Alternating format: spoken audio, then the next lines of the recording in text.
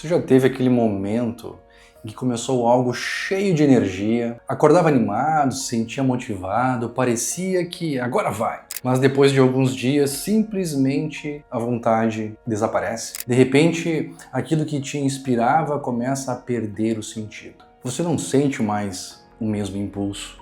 Começa a adiar, se distrair, e a frase que vem à sua cabeça é sempre a mesma. Eu sei o que preciso fazer, mas não consigo. A verdade é que isso não é preguiça, não é fraqueza, é neurobiologia pura. E hoje eu quero te explicar, com base na ciência, por que a motivação some e o que o seu cérebro está tentando fazer quando isso acontece. Porque, acredite, entender esse mecanismo muda completamente a forma como você age. Então vamos lá. A gente costuma pensar em motivação como uma força invisível que empurra a gente para frente. Mas na verdade, a motivação é um processo neurobiológico, uma dança entre expectativa e recompensa. Quando você sente vontade de agir, o seu cérebro está liberando dopamina.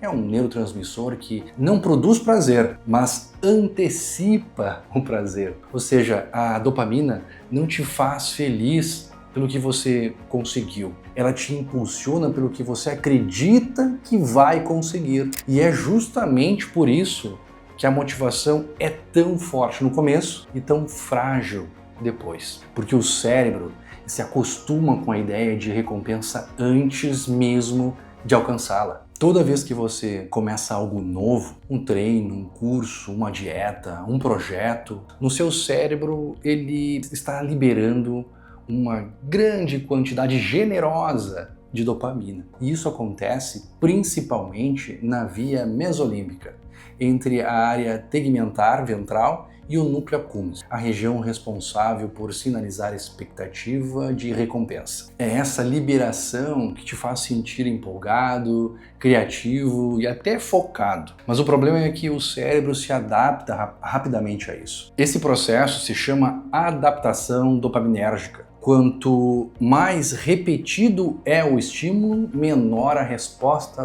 dopaminérgica. Em outras palavras, o mesmo comportamento que antes te empolgava começa a liberar menos dopamina. E é nesse ponto que muita gente acredita que perdeu a motivação, quando na verdade o cérebro apenas entrou em equilíbrio químico. A dopamina não desapareceu, ela se ajustou. E é justamente aí que começa o desafio. Como continuar ativo, em movimento, quando o combustível emocional diminui? O cérebro humano ele foi projetado para buscar novidade. Do ponto de vista evolutivo, isso fazia sentido. Explorar novas fontes de alimento, novos ambientes, novos aprendizados. Por isso, toda vez que algo é novo, o cérebro libera mais dopamina. Mas o mesmo mecanismo que te impulsiona no início, ele também te faz desistir quando a novidade ela acaba.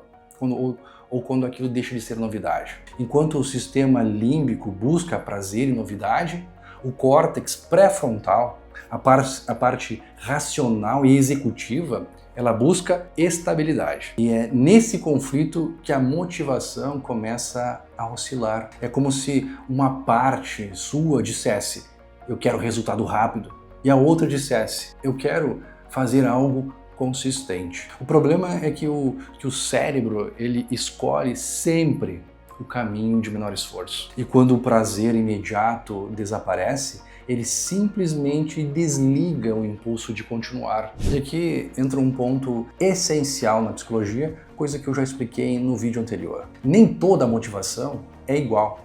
Segundo a teoria da autodeterminação, existem dois grandes tipos de motivação. A motivação extrínseca, por meio de um resultado da aprovação, dinheiro, estética, e a motivação autônoma, vem de dentro, vem de valores, de propósito, de crescimento.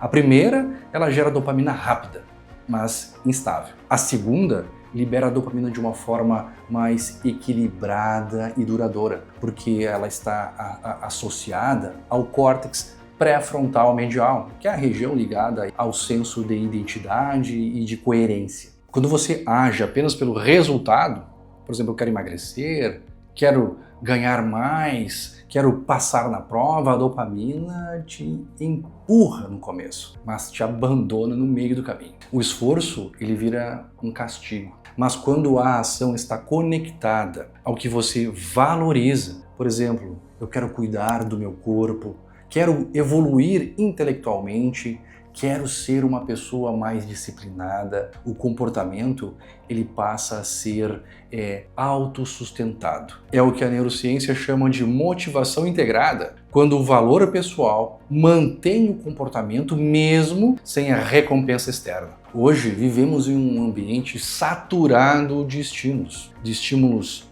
dopaminérgicos, redes sociais, notificações, séries, jogos.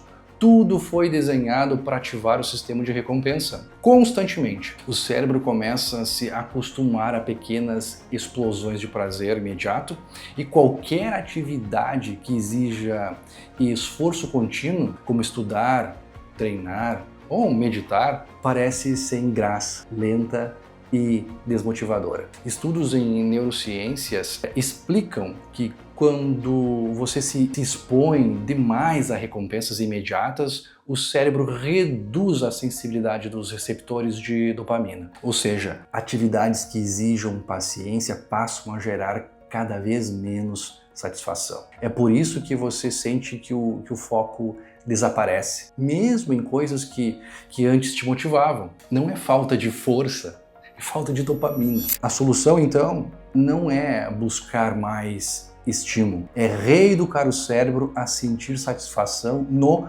processo e não apenas no resultado. A boa notícia é que o sistema dopaminérgico, ele é treinável e a ciência mostra formas reais de estabilizar essa motivação. Por exemplo, vincule esforço a propósito. Quando o esforço se conecta a algo que tem significado pessoal, o cérebro começa a liberar dopamina durante o processo. Não só no final, mas durante o processo. Estudos mostram que isso acontece porque o cérebro ele antecipa a recompensa. Ele aprende a associar satisfação ao ato de agir e não apenas ao resultado. Ou então, pratique o desconforto controlado. O que é isso? É treinar o cérebro a tolerar o desconforto. Ativa o córtex pré-frontal, o dorso lateral, que é a região responsável por planejamento e regulação emocional. Isso fortalece o circuito da disciplina. Vou dar um exemplo. Manter o treino mesmo sem vontade. Estudar mesmo entediado.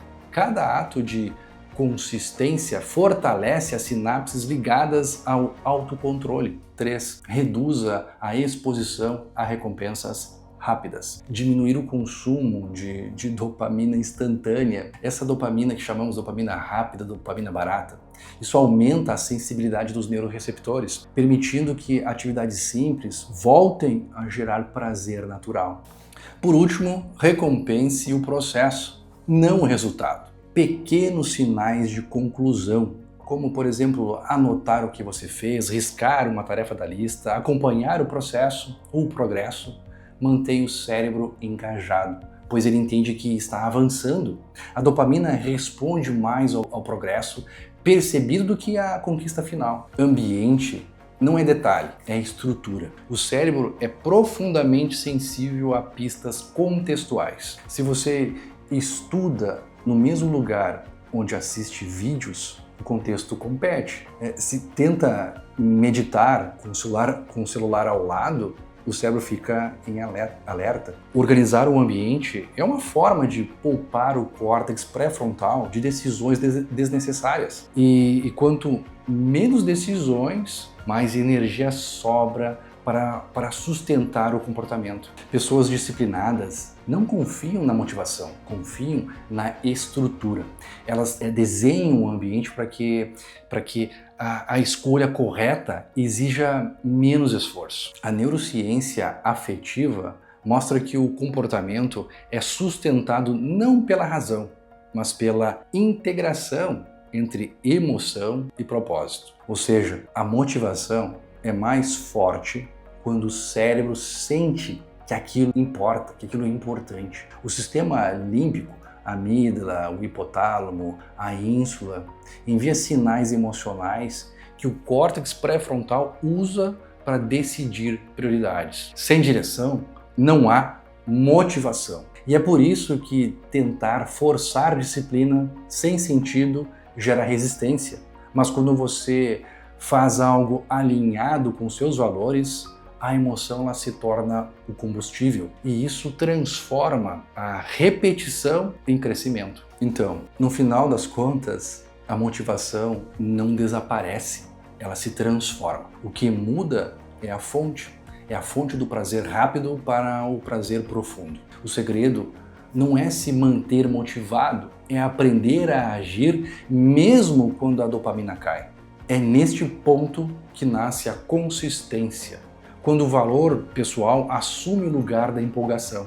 Motivação ela é química, mas a consistência é um neurotreinamento. E toda vez que você faz o que precisa, mesmo sem vontade, você literalmente ensina o cérebro a te seguir, a ir com você. E se você gostou deste conteúdo, compartilha com alguém que você acha que pode se beneficiar com ele. E se você quer continuar entendendo como a ciência e o comportamento se encontram, aí então se inscreve no canal. Muito obrigado por ter acompanhado até aqui e até o próximo vídeo. Até logo, tchau.